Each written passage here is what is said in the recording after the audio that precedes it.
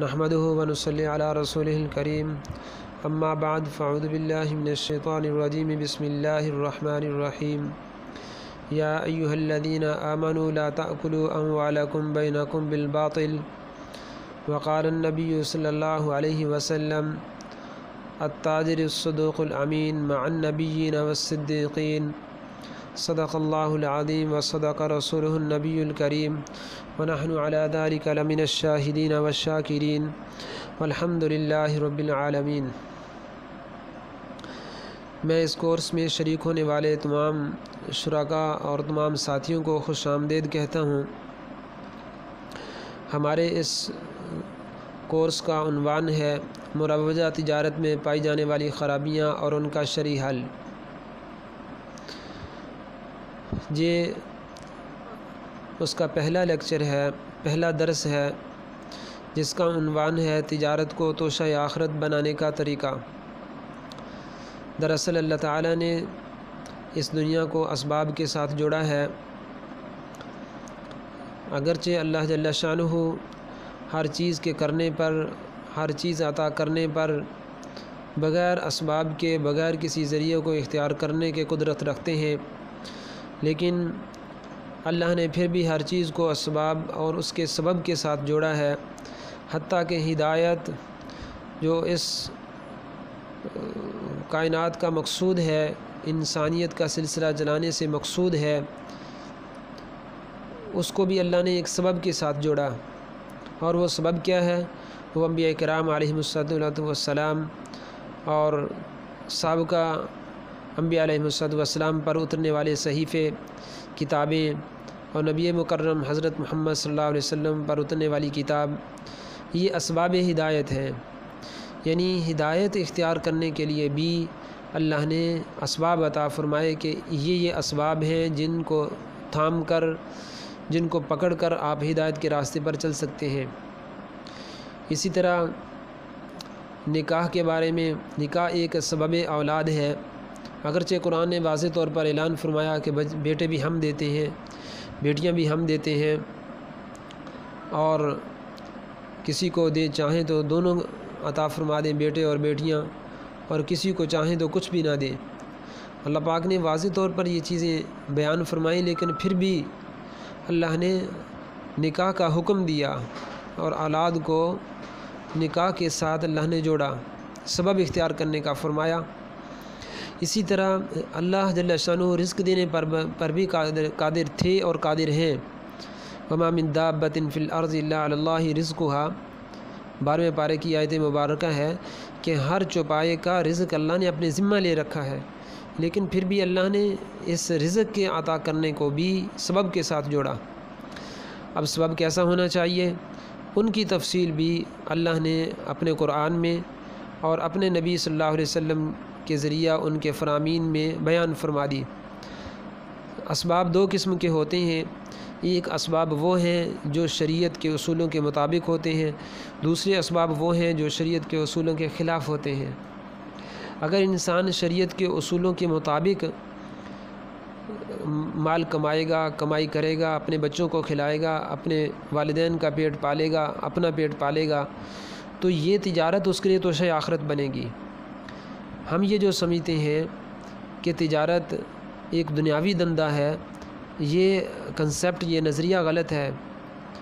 حضور اکرم صلی اللہ علیہ وسلم نے ارشاد فرمایا التاجر الصدوق الامین مع النبیین والصدیقین، کہ سچا امانت دار تاجر، سچا بھی ہو، امانت دار بھی ہو، اس کا حشر قیامت کے دن انبیاء علیہم السلام اور صدیقین اور شہداء کے ساتھ ہوگا۔ یہ کیوں فضیلت بیان فرمائی گئی؟ اس لیے کہ اس نے تجارت ذریعہ معاش اس نے اختیار کیا تھا شریعت کے اصولوں کو مد نظر رکھتے ہوئے۔ تو جب ایسی انسان تجارت کرتا ہے تو اس کے مال میں بھی برکت ہوتی ہے، اس کی اولاد میں بھی برکت ہوتی ہے، اس کے کاموں میں بھی برکت ہوتی ہے، زندگی میں امن بھی آتا ہے، چین بھی آتا ہے، اطمینان بھی نصیب ہوتا ہے، اور اس کی زندگی بڑی ہی پرسکون طریقے سے گزرتی ہے۔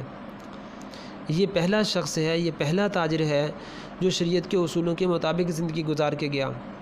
لیکن ایک دوسرا تاجر ہے جو شریعت کے اصولوں کو پس پشت ڈالتا ہے، اللہ اور اس کے رسول صلی اللہ علیہ وسلم کے فرامین کی بالکل پرواہ نہیں کرتا، اپنی مرضی سے مال کماتا ہے، اپنی مرضی سے خرچ کرتا ہے، اس کے بارے میں شدید وعیدیں آئی ہیں۔ اب یہ مال اس کے لیے فتنہ بنے گا، اس کے لیے وبال جان بنے گا، دنیا میں بھی اور آخرت میں بھی۔ دنیا میں اللہ کیا وبال عطا فرمائیں گے، اس کی زندگی سے امن نکلے گا، اس کی زندگی میں سے سکون نکلے گا، رات دن بے چین اور پریشان رہے گا، اربوں روپے کا مالک ہونے کے باوجود بھی زندگی میں سکون نہیں ہوگا، بے چینی کی زندگی گزارے گا، راتوں کو نیند نہیں آئے گی اس کا مال مقدمات میں، بیماریوں میں، لڑائی اور جھگڑوں کی نظر ہوگا، اس کا مال، اس کی اولاد فضول خرچیوں میں اڑا ڈالے گی۔ یہ حرام کی نحوست ہوتی ہے، یہ دنیا کا وبال ہے، اور آخرت کا وبال تو ہوگا ہی۔ آخرت میں تو سخت ترین وعید ہے ایسے مال کے بارے میں جو حرام ذریعے سے کمائی گئی ہو۔ تو یہ آج کا ہمارا لیکچر جس کا عنوان ہے تجارت کو توش آخرت بنانے کا طریقہ، یہ سلائیڈ نمبر 3 ہے، جس پر یہ اللہ جل شانہ کا فرمان لکھا ہوا ہے، یا ایھا الذین آمنوا ادخلوا فی السلم کافہ ولا تتبعوا خطوات الشیطان، کہ اے ایمان والو اسلام میں پورے کے پورے داخل ہو جاؤ اور شیطان کے قدموں کی پیروی نہ کرو۔ کیوں؟ اس لیے کہ شیطان تمہارا کھلا دشمن ہے۔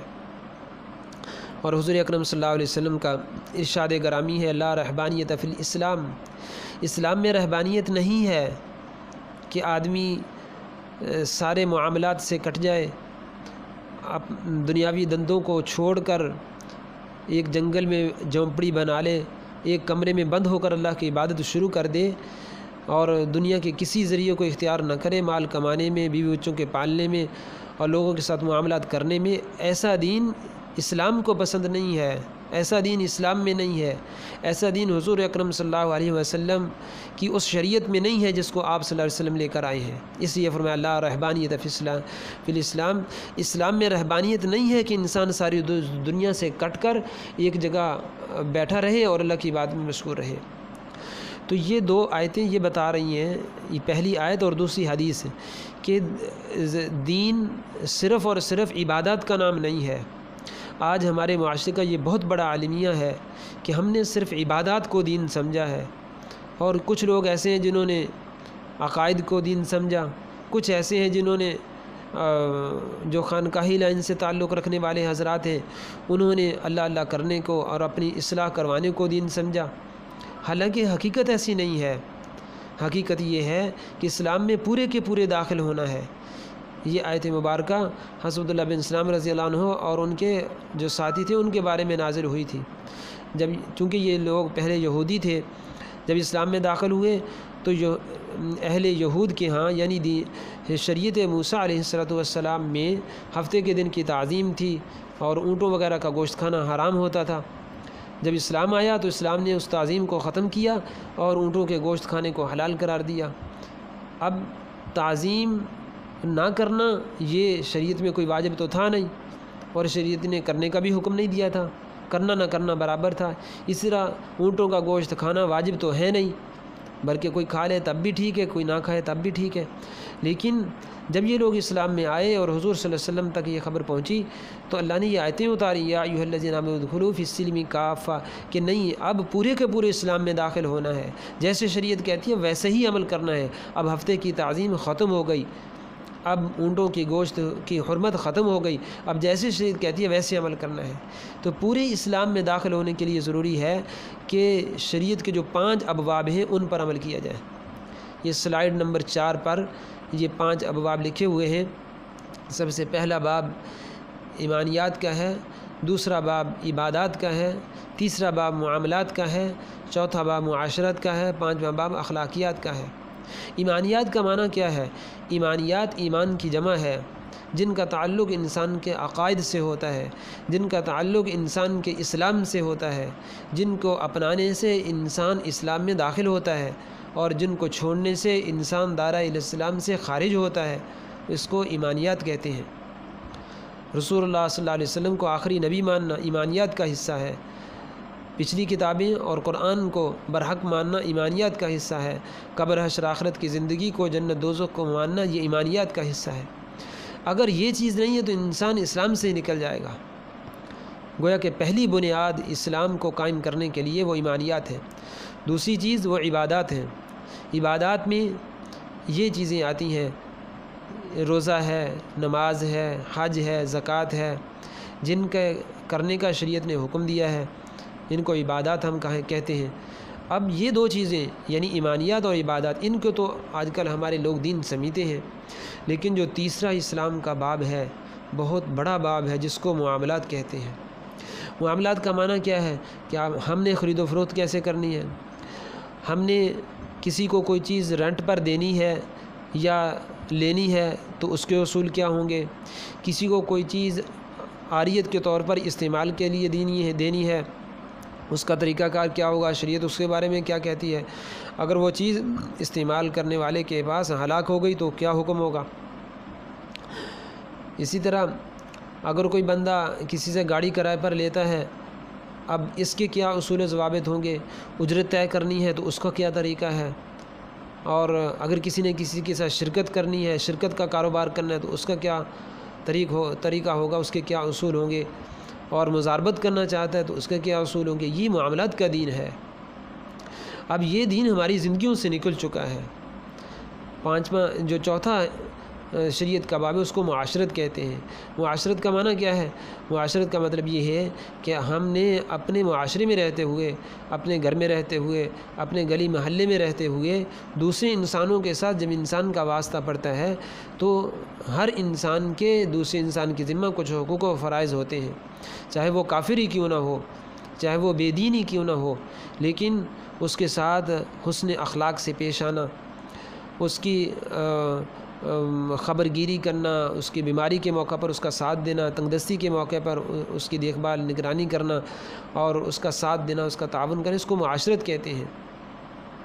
اس کو قرض کی ضرورت ہے تو بھائی چارگی کے طور پہ اس کو قرض دے دیا جائے۔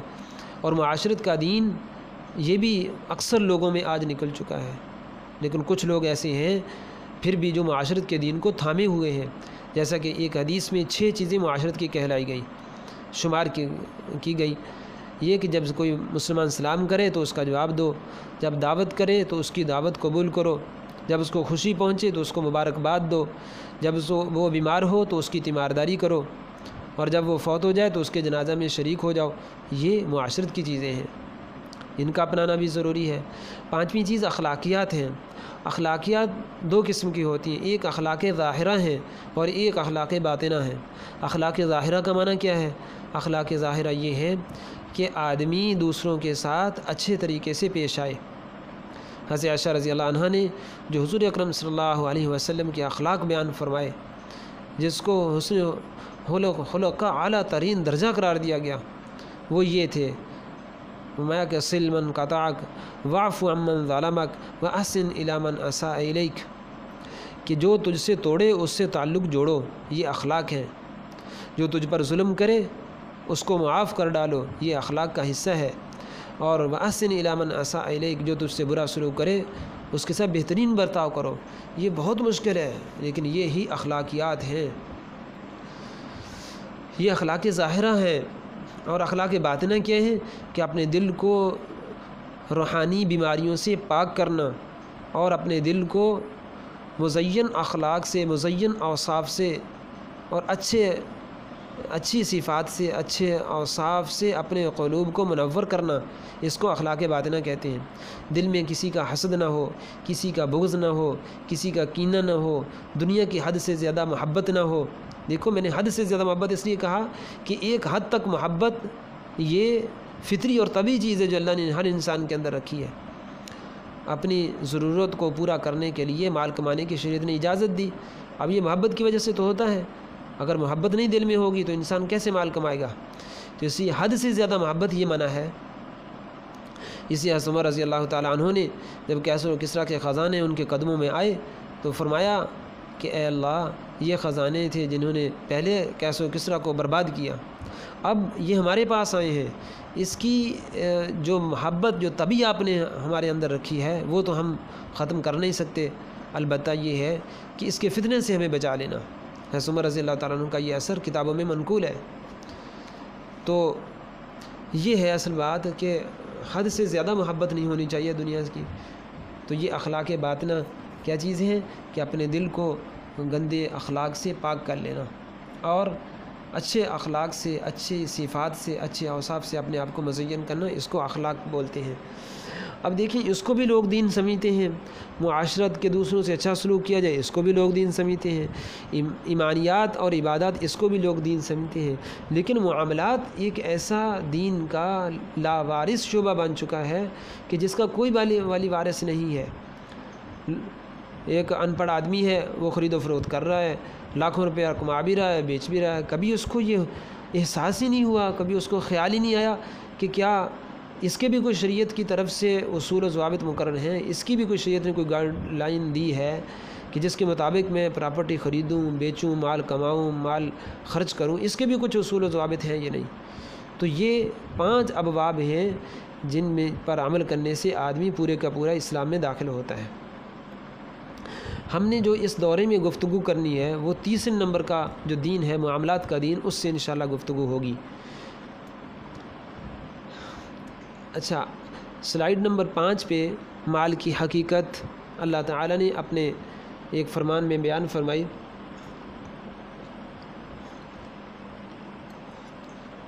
فرمایا وَاعْلَمُوا أَنَّمَا أَمْوَالُكُمْ وَأَوْلَادُكُمْ فِتْنَةٌ، اے انسانوں جان لو کہ یہ تمہارے اموال اور تمہاری اولاد تمہارے لیے فتنہ ہے۔ دیکھیں مال کا ذکر پہلے کیا، اولاد کا ذکر بعد میں کیا۔ ہم دونوں کو نعمت سمجھتے ہیں لیکن دونوں کو قرآن نے فتنہ قرار دیا، اور یہ جو شروع میں آیا نا وَاعْلَمُوا، یہ تنبیہ کے لیے آتا ہے، یعنی ہم اردو میں ترجمہ یہ کریں گے خبردار اے لوگو، یعنی متنبہ کیا جا رہا ہے کہ اے لوگو متنبہ ہو جاؤ۔ پھر آگے اللہ نے فرمایا وَاعْلَمُوا أَنَّمَا أَمْوَالُكُمْ، یہ جو کلمہ انما آتا ہے یہ حقیقت میں حصر کے لیے آتا ہے۔ حصر کا مطلب یہ ہوتا ہے کہ اللہ پاک یہ فرمانا چاہ رہے ہیں کہ تمہارے اموال اور تمہارے اولاد یہ صرف اور صرف فتنہ ہے۔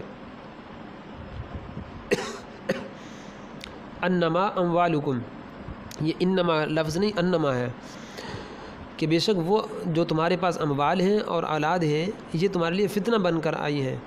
تو اس میں اللہ پاک نے اموال اور اولاد کا تذکرہ فرمایا ہے۔ انما جو ہوتا ہے یہ آتا ہے کلمہ حصر کے لیے، یعنی تخصیص پیدا کرنے کے لیے، لیکن انما کا ترجمہ یہ نہیں ہے۔ انما کا ترجمہ مطلقاً کسی چیز کو بیان کرنا ہوتا ہے۔ البتہ انا حرف تاکید کا فائدہ ضرور دیتا ہے کہ اس میں کسی حد تک تاکید ہوتی ہے کہ یہ دونوں چیزیں تمہارے لیے فتنہ کا باعث ہیں۔ اب فتنہ سے انسان کیسے بچے گا؟ وہ تب بچے گا کہ جب شریعت کے اصولوں کے مطابق مال کمائے اور مال خرچ کرے۔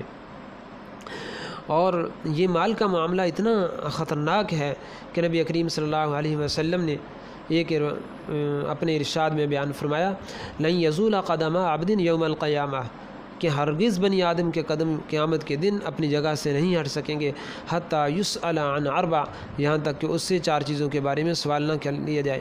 عن شبابہ فیما ابلا، سب سے پہلا سوال اس کی جوانی کے بارے میں ہوگا کہ جوانی کہاں خرچ کی تھی۔ دوسرا سوال عن عمرہ فیما افنا، کہ اس کی عمر کے بارے میں سوال ہوگا کہ عمر کس کام میں گزار کے آیا ہے۔ وعن مالہ من این اکتسب، مال کے بارے میں 2 سوال ہوں گے۔ یہ تیسرا سوال مال کا سے متعلق ہے کہ مال کہاں سے کمایا۔ وفیما انفقا، چوتھا سوال بھی مال کے بارے میں ہے، وفیما انفقا، کہ مال کہاں پہ خرچ کیا۔ اب مال کے بارے میں 2 سوال ہو گئے، کمائی کہاں سے کی اور خرچ کہاں سے کیا۔ اب شریعت کے دونوں طرف اصول ہیں، کمانے کے بارے میں بھی شریعت نے مکمل اصول بیان فرمائے ہیں، مکمل طریقے بتائے ہیں، اور خرچ کہاں پہ کرنا ہے اس کا بھی شریعت نے مکمل اس کی تفسیر بیان فرمائی ہے کہ فضول خرچی نہ ہو، اسراف نہ ہو، حرام چیزوں پہ خرچ نہ ہو، ضرورت سے زیادہ مال خرچ نہ کیا جائے۔ تو یہ خرچ کرنے کے بارے میں بھی شریعت کے اصول ہے۔ تو جب تک ان 4 سوالوں کے جواب نہیں انسان دے گا اس وقت تک اس کے قدم اپنی جگہ سے نہیں ہٹ سکیں گے۔ سلائیڈ نمبر 6 پہ یہ جائز تجارت کی فضیلت قرآن و حدیث کی روشنی میں نے شروع میں بھی عرض کیا تھا کہ تجارت صرف ایک دنیاوی شعبہ نہیں ہے، یہ دین کا بھی شعبہ ہے، اس کی بڑی فضیلت بیان فرمائی گئی ہے۔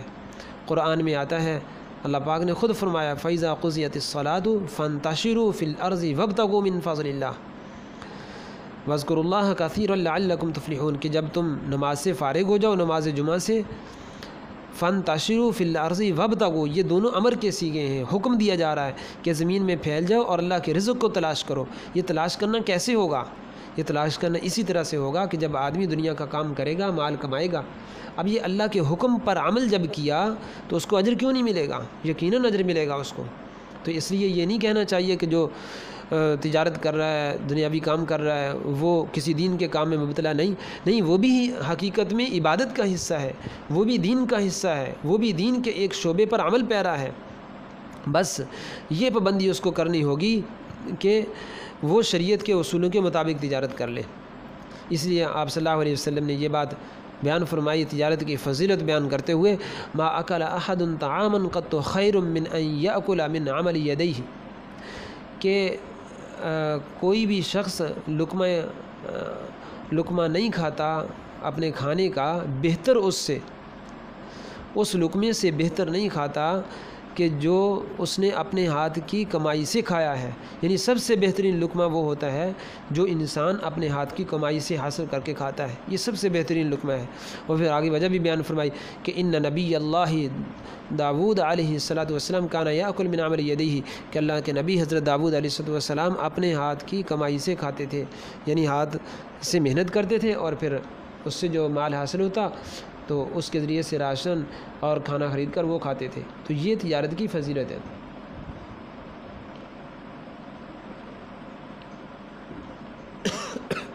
اسی طرح موجم طبرانی کی ایک روایت ہے، عجیب حدیث ہے، یہ سلائیڈ نمبر 7 پہ میں نے ذکر کی ہے، ان کعب بن عجرہ رضی اللہ تعالی عنہ ان رجلا مر علی النبی صلی اللہ علیہ وسلم فرآ اصحاب رسول اللہ صلی اللہ علیہ وسلم من جلده ونشاته ما اعجبهم فقالوا یا رسول اللہ لو كان هذا في سبيل الله، فقال رسول الله صلی اللہ علیہ وسلم ان كان يسعى عن ولده صغارا فهو في سبيل الله، وإن كان خرج يسعى على أبوين شيخين كبيرين ففي سبيل الله، وإن كان خرج يسعى على نفسه ليعفها ففي سبيل الله، وإن خرج يسعى على أهله ففي سبيل الله، وإن كان خرج يسعى تفاخرا وتكاثرا ففي سبيل الطاغوت۔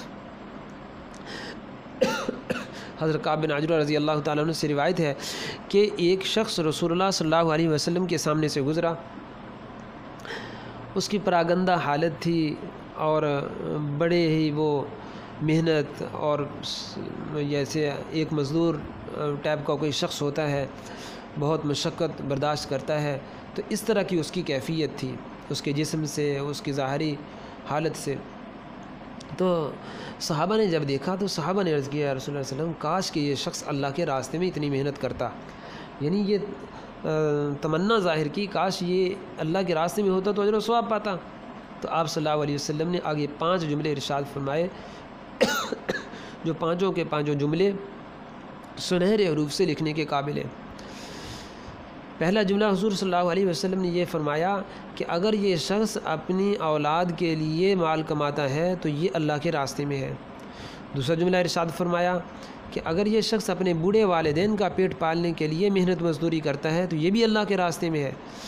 اور تیسرا جملہ ارشاد فرمایا وَإِنْ كَانَ خَرَجَ يَسْعَى عَلَى نَفْسِهِ، اگر یہ شخص اپنی ذات کے لیے کوشش کرتا ہے تاکہ پاک دامن رہے اور سوال کرنے کی نوبت نہ آئے، دوسروں کا محتاج نہ ہو، فرمایا یہ بھی اللہ کے راستے میں ہے۔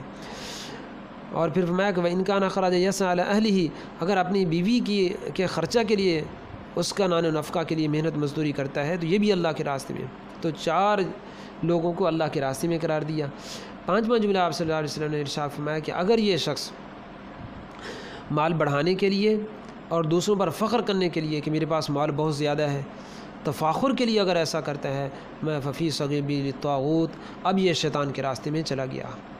تو اس حدیث سے یہ معلوم ہوا کہ اگر انسان اپنی اولاد کے لیے، بوڑھے والدین کے لیے، اپنی ذات کے لیے، اپنے بیوی بچوں کے لیے اگر مال کماتا ہے تو اس کو شریعت یہ شمار کرتی ہے گویا کہ یہ اللہ کے راستے میں ہے۔ بس شریعت کے اصولوں کے مطابق مال کمائے تو اس میں اور جو دوسرا کوئی دین کا کام کر رہا ہے اس میں کوئی فرق نہیں ہے۔ قیامت کے دن ممکن ہے یہ شخص آگے نکل جائے اس عالم سے، اس دین کا کام کرنے والے سے، اس لیے کہ اس نے بھی شریعت کے حکم کے مطابق عمل کیا اور اس نے بھی شریعت کے حکم کے مطابق عمل کیا۔ بات دراصل اخلاص کی ہوتی ہے اور انسان کی نیت کی ہوتی ہے، جیسی نیت ہوگی، جیسا اخلاص ہوگا، ویسا ہی انسان کے ساتھ معاملہ ہوگا۔ اسی لیے لکھا ہے کہ حضرت جنید بغدادی رحمۃ اللہ علیہ کا قصہ بہت سی کتابوں میں یہ منقول ہے کہ وہ ساری رات عبادت کرتے تھے، جبکہ ان کے پڑوس میں ایک لوہار رہتا تھا۔ وہ بیچارہ سارا دن محنت مزدوری کرتا اور سارا دن مشقت کرتا، پسینے سے شرابور ہوتا، بس فرض نماز ادا کرتا اور سو جاتا۔ رات کو جب وہ شیخ جنید بغدادی رحمہ اللہ کو دیکھتا کہ وہ ساری رات کھڑے ہو کر عبادت کر رہے ہیں، اللہ کے سامنے مناجات کر رہے ہیں، اللہ سے راز و نیاز کی باتیں کر رہے ہیں، تو یہ لوہار جو شخص تھا اس کے دل میں بڑی تمنا، بڑی کڑن پیدا ہوتی تھی کہ کاش اللہ مجھے بھی اتنی ہمت دیتا، طاقت دیتا، اتنی فرصت دیتا، میں بھی اللہ کی یوں ہی عبادت کرتا۔ تو جب فوت ہو گئے، دونوں فوت ہو گئے، جنید بغدادی رحمہ اللہ بھی فوت ہوئے، اور کچھ دن کے بعد یہ بوڑھا بھی فوت ہو گیا، یہ جو کمہار تھا۔ کسی کی خواب میں حضرت شیخ جنید بغدادی رحمہ اللہ تشریف لائے اور اس نے پوچھا کہ حضرت کیا معاملہ ہوا؟ فرمایا کہ اللہ نے بہت اچھا معاملہ کیا، مجھے معاف فرما دیا اللہ نے۔ اور اس میں غالباً اس بات کا بھی ذکر ہے کہ جو میری تہجد کی 4 رکعتیں نوافل تھیں، اللہ نے مجھے ان تہجد کی 4 رکعتوں کے بدلے مجھے معاف فرما دیا۔ اور پھر آگے یہ بھی فرمایا کہ یہ جو میرے پڑوس میں رہنے والا لوہار تھا، یہ میرے درجے کے برابر پہنچ گیا۔ اب بتائیں، دیکھنے والے تو حضرت شیخ کو بہت بڑا سمجھتے ہیں، لیکن اللہ کے ہاں یہ کمہار صرف یہ لوہار شخص اپنے کڑن اور اپنی سچی طلب کے بل بوتے پر اس شیخ حضرت جنید بغدادی رحمہ اللہ کے مقام تک پہنچ گیا۔ تو یہ اللہ کے معاملے ہیں بھائی، اس میں کوئی نہیں فیصلہ کر سکتا کہ اللہ کے ہاں مقام اور مرتبہ کس کا بلند ہے۔ سلائیڈ نمبر 9 پہ کاروبار میں شرعی احکام کی اہمیت۔ اب یہ دیکھیں، یہ پہلی حدیث ہے، ید اللہ علی الشریکین ما لم یخن احدہما صاحبہ فاذا خان احدہما صاحبہ رفعہما عنہما، کہ اللہ کا ہاتھ شرکت کا کاروبار کرنے والوں پر رہتا ہے جب تک کہ کوئی ان میں سے کوئی ایک شخص اپنے ساتھی سے خیانت نہ کرے۔ جب وہ خیانت کرتا ہے ان میں سے کوئی ایک اپنے دوسرے شریک سے، اپنے ساتھی سے، تو اللہ جل شانہ اپنا ہاتھ ان دونوں کے اوپر سے اٹھا لیتے ہیں۔ یہ سنن دارقطنی کی روایت ہے۔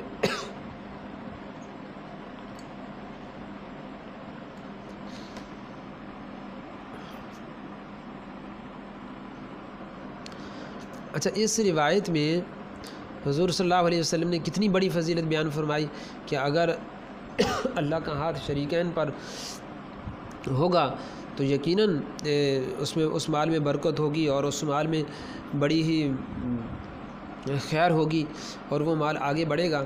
لیکن اگر اس مال میں برکت نہ ہوئی تو یعنی خیانت کا معاملہ ہوا تو پھر یہ ان کے ساتھ بڑا خطرناک معاملہ پیش آئے گا کہ دنیا کے اندر بھی خیانت ہونے کی وجہ سے برکت اٹھ گئی، اللہ کا ہاتھ اٹھ گیا ان کے اوپر سے، اور اللہ جل شانہ نے اپنا ہاتھ جب اٹھایا تو اب یہ خیانت کی وجہ سے ایک تو دنیاوی برکت گئی، دوسرا مال کا بڑھنا بھی ختم ہو گیا، اور تیسرا یہ کہ آخرت میں یہ مال وبال کا سبب بنے گا۔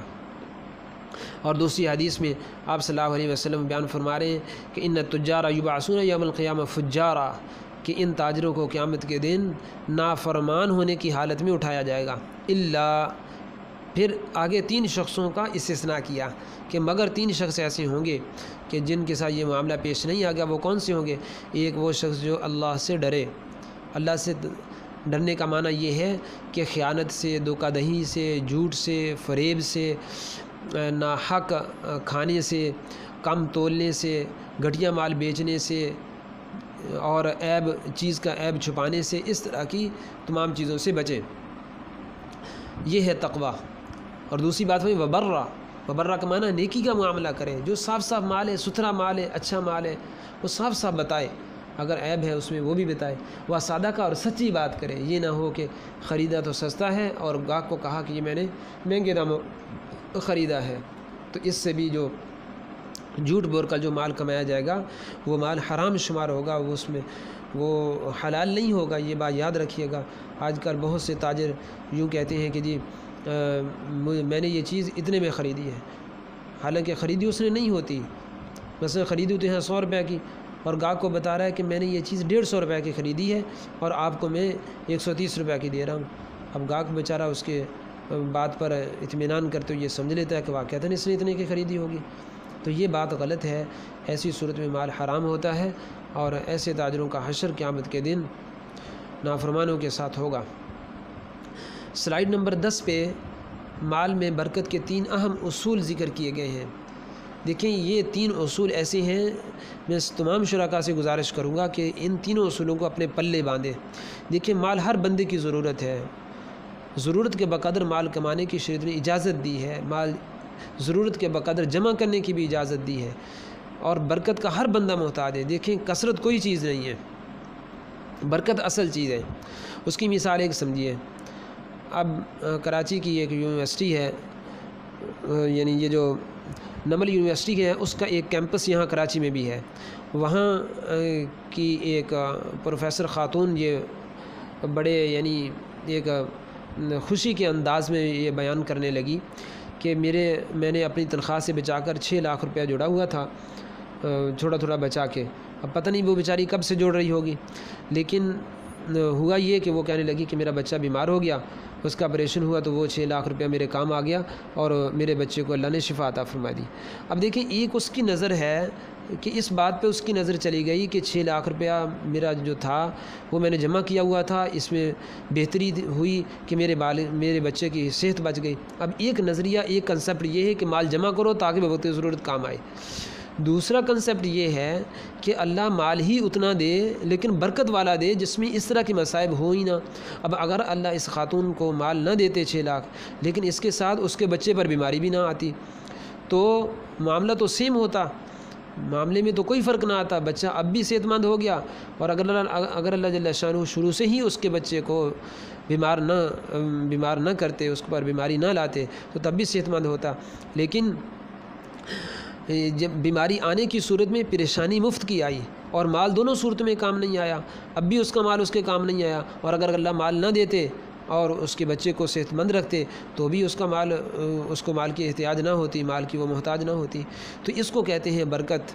اب یہ جو اہل مدارس ہوتے ہیں، تھوڑی تھوڑی تنخواہوں پر کام کرنے والے حضرات ہوتے ہیں، اب یہ 15-15 ہزار میں اپنا سارا گزارا سلسلہ چلا رہے ہوتے ہیں، لیکن اس کے ساتھ ایک بڑی وجہ یہ ہوتی ہے کہ عام طور پر اللہ جل شانہ ان کی طرف مصائب، حوادث اور بیماریاں نہیں بھیجتے۔ اب اگر یہی بیماریاں آئیں اور لاکھوں روپیہ تنخواہ بھی ہو تو پھر کیا فائدہ اس کا؟ تو اس لیے میں یہ عرض کرتا ہوں، یہ معلوم کہ میں برکت کے 3 اہم اصول ہیں جو میں نے قرآن و حدیث کا جہاں تک اپنی ہمت کے حد تک جو کچھ مطالعہ کیا اس میں سے نکالے ہیں۔ اس کو دیکھیے، سب سے پہلا اصول یہ ہے کہ 100% حلال کا اہتمام کرنا۔ یہ میں نے 100% کی قید کیوں لگائی ہے؟ 100% کی قید اس لیے لگائی ہے کہ ایک حدیث میں آتا ہے، یہ سنن ابو داود کی روایت ہے، ابو ہریرہ رضی اللہ تعالیٰ عنہ فرماتے ہیں کہ ان رسول اللہ صلی اللہ علیہ وسلم قال لیاتین علی الناس زمان لا يبقى احد الا آکل الربا فإن لم يأكله اصابه من بخاره قال ابن عیسیٰ اصابه من غباره۔ حضور صلی اللہ علیہ وسلم ارشاد فرماتے ہیں کہ لوگوں پر ایک ایسا زمانہ آئے گا، ان قریب ایک ایسا زمانہ ضرور بے ضرور آئے گا، حدیث کے لفظ ہیں یہ، کہ کوئی شخص ایسا نہیں ہوگا مگر سود کھانے والا ہوگا۔ اور آگے پھر ارشاد فرمایا فإن لم يأكله اصابه من بخاره، اگر کوئی اتنا ہی پرہیزگار ہو کہ وہ سود نہ کھائے تو بھی اس کو اس کا غبار، اس کا دھواں ضرور اس کو پہنچے گا۔ تو آج بھائیو وہی وقت آ چکا ہے، اس لیے اپنی کوشش کی حد تک 100% حلال کا اہتمام کرنا چاہیے۔ پھر بھی اگر کہیں سے آ جائے اور انسان کو پتہ نہ چلے تو وہ پھر اللہ کی طرف سے معاف ہے، لیکن جہاں تک پتہ چل جائے کہ میرے مال میں یہ حرام ذریعے سے آ رہا ہے تو پھر اس کو لازمی طور پر دفع کرنا اور اس حرام کو اپنے مال سے نکالنا یہ ضروری ہے۔ اچھا، پہلی بات تو ہوگی 100% حلال کا اہتمام۔ دوسری بات، اچھا اس میں دیکھ لیں، حضرت عمر رضی اللہ عنہ فرماتے ہیں کہ ہم حلال مال کے بھی 9 حصے چھوڑ دیتے تھے ایک حصہ کے حرام ہونے کی وجہ سے۔ اتنی اس حد تک احتیاط ہوتی تھی صحابہ رضی اللہ عنہم اجمعین کی زندگیوں میں کہ 9 حصے حلال کے، ایک حصہ حرام کا تھا تو سارے کے سارے چھوڑ دیے۔ تو یہ ہے وہ بات کہ 100% حلال ہو۔ ہمارے مدارس میں پڑھانے والے بہت سے اساتذہ اکرام ایسے ہوتے ہیں جو انتہائی احتیاط کے باوجود بھی اپنی ماہانہ کمائی سے، اپنی ماہانہ سیلری سے، آمدن سے مدرسے کے اکاؤنٹ میں کچھ نہ کچھ رقم جمع کروا دیتے ہیں تاکہ جو کچھ ناواقفیت کی حالت میں انجانے بے اختیار جو تھوڑا بہت کبھی کوئی کوتاہی سستی ہو گئی تو اس کی تلافی ہو جائے۔ تو اس لیے اس حد تک اہتمام کرنا یہ ہے 100% حلال۔ اور میں آپ کو بتاؤں، جامعہ دارالعلوم کراچی جو حضرت شیخ الاسلام حضرت مفتی محمد تقی عثمانی صاحب مدظ العلوم جس ادارے میں ہوتے ہیں، ان میں کہ ہاں تو وہاں ایک غلہ باقاعدہ رکھا ہوا ہے جس کے اوپر لکھا ہوا تلافی مآفات، تلافی مافات کا مطلب یہ ہے کہ اگر کسی سے مدرسے کے مال میں، مدرسے کے وقت میں کوئی کوتاہی، کوئی سستی، کوئی غفلت ہو گئی ہے تو وہ اپنی تلافی کرنے کے لیے کچھ مال اس غلے میں ڈال دے تاکہ اس کا معاملہ صاف ہو جائے۔ تو یہ ہے تلافی مافات۔ اچھا، اصول نمبر 2 کیا ہے کہ جتنا مال اللہ نے دیا ہے اب اس پر شکر بجا لانا، دل سے بھی راضی ہو جتنا اللہ نے دیا ہے، زبان سے بھی اظہار کرے کہ اللہم لک الحمد ولک الشکر۔ یہ ضروری چیز ہے، جب تک شکر نہیں بجا لائے گا اس وقت تک اس کے مال میں کبھی برکت نہیں ہوگی، کبھی یہ مال بڑھے گا نہیں۔ اور اعضاء سے بھی، اعضاء سے کیا مطلب؟ اعضاء کا مطلب یہ ہے کہ جب خرچ کرنے کا موقع ہے تو خرچ کرے، کنجوسی نہ کرے، گھر والوں پر وسعت کرے، اپنے بچوں پر وسعت کرے، کنجوسی کے ساتھ مال نہ خرچ کرے۔ کنجوسی اختیار کرنا یہ اللہ کو بالکل پسند نہیں۔ تو شکر کے بارے میں قرآن نے ایک اصول بیان فرمایا ہے، لَإِن شَكَرْتُمْ لَأَزِيدَنَّكُمْ وَلَئِنْ كَفَرْتُمْ إِنَّ عَذَابِي لَشَدِيدٌ، کہ اگر تم شکر گزاری کرو گے، میری نعمت کا شکر بجا لاؤ گے، تو اللہ نے 3 تاکیدوں کے ساتھ واضح اعلان فرمایا، پکی بات ہے کہ میں ضرور بے ضرور تم پر اضافہ کروں گا۔ وَلَئِن كَفَرْتُمْ، لیکن اگر تم نے ناشکری کی تو پھر آگے بھی تاکید آئی ہے، لَإِن شَكَرْتُمْ لَأَزِيدَنَّكُمْ وَلَئِن كَفَرْتُمْ إِنَّ عَذَابِي لَشَدِيدٌ، پھر آگے بھی تاکید کے ساتھ کہا کہ یہ بھی پکی بات ہے کہ پھر میرا عذاب سخت ہے۔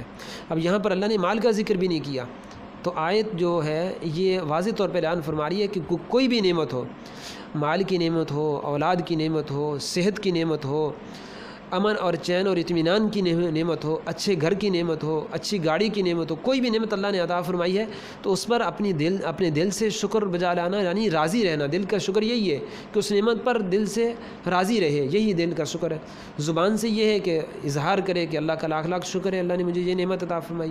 اور اعضاء کا شکر یہ ہے کہ اس کو اسی مصرف پہ خرچ کرے جس مصرف کے لیے وہ اللہ نے نعمت عطا فرمائی ہے، اس کو اس کے علاوہ کسی اور مصرف میں خرچ نہ کرے۔ مثلا اگر گاڑی ہے تو اس کو کسی حرام کمائی کے لیے استعمال نہ کرے۔ اسی طرح اگر مال ہے تو اس کو حرام میں خرچ نہ کرے، یہ بھی مال کا شکر بجا لانا ہے۔ مال تو حلال سے کمایا لیکن حرام کاموں میں خرچ کر دیا تو یہ اس نے اس کی شکر گزاری نہیں کی، اس نے اس مال کی ناقدری کی، اس کی ناشکری کی ہے۔ تو دوسرا اصول یہ ہے کہ شکر بجا لایا جائے۔ تیسرا اصول یہ ہے کہ اس مال کا حق ادا کیا جائے۔ اب حق کیا ہے؟ وہ یہ 6 واجبات مالیہ ہیں جو میں نے یہاں پہ ذکر کیے ہیں، اور یہ 6 کے 6 واجبات کو ادا کرنا یہ شریعت کا حق ہے۔ سب سے پہلا اصول کیا ہے؟ سب سے پہلا مالی واجب یہ ہے کہ جب آدمی کے پاس اتنا مال ہو کہ جو 52.5 تولہ چاندی کے برابر ہو تو اس پر زکوٰۃ واجب ہو جاتی ہے، بشرطے کہ اس پر سال گزر جائے۔ اور زکوٰۃ واجب ہوتی ہے 4 چیزوں پہ، سونے پہ، چاندی پہ، نقدی پہ اور مال تجارت پہ۔ ان 4 چیزوں پر زکوٰۃ واجب ہوتی ہے جب سال گزر جائے۔ اس کے علاوہ کسی چیز پہ زکوٰۃ نہیں ہے۔ باقی زکوٰۃ کے مسائل میں تفصیل ہے، وہ جس ساتھی کو کوئی ضرورت مسئلہ پیش آئے تو وہ پوچھ سکتا ہے۔ دوسرا حق جو اللہ نے مال پر رکھا ہے وہ ہے صدقہ فطر ادا کرنا، جو ہم عید الفطر کے روز ادا کرتے ہیں۔ یہ بھی ہر بالغ عاقل صاحب نصاب پر فرض ہوتا ہے، واجب ہوتا ہے، اور بچے پر واجب نہیں ہے بلکہ بچے کا صدقہ فطر اس کے والدین پر واجب، والد پر واجب ہوتا ہے، اور غریب پر بھی یہ صدقہ فطر واجب نہیں۔